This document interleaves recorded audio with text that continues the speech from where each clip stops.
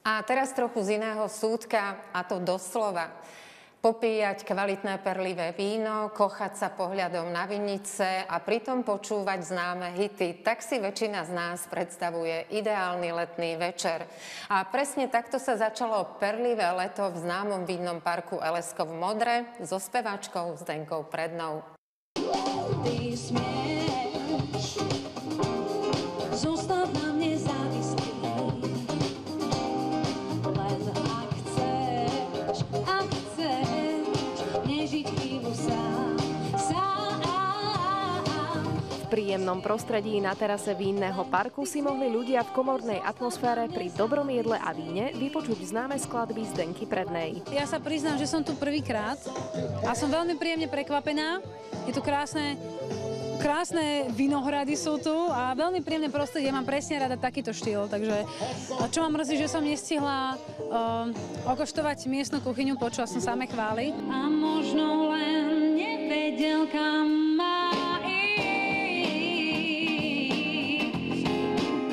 V komornej atmosfére sa hrá samozrejme lepšie, lebo má človek priamy kontakt s tými ľuďmi. Radi hráme aj väčšie koncerty, čiže my sme sa snažili repertoár prispôsobiť tomu, aby sme ich veľmi neohúčali, čo sa nám, dúfam, podarilo, ale vôbec im to nevadilo, hlavne si pýtali ešte viac, takže ja som len rada.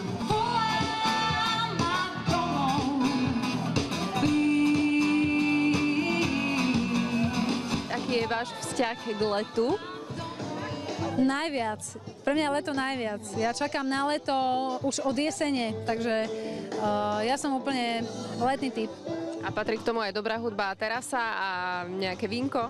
Samozrejme, samozrejme.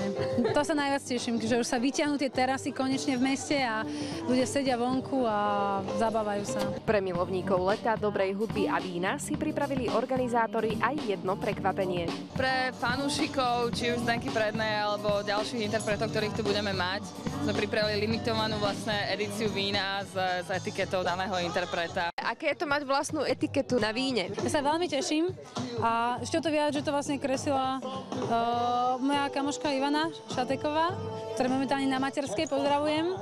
Takže je to príjemné. A vy ste si aj vyberali chuť toho vína? Mohla som si, akože konkrétnu chuť nie, ale mohla som si vybrať medzi bielým, červeným a ružovým. Tak som si vybrala ružové. Pre každú chuť sme si našli iného interpreta. Bude nás tešiť Nikola Nikitin so svojím kvartetom, trošku jazzu. A záver leta nám ukončí Love for Money so svojou funkovou zostavou. Dnes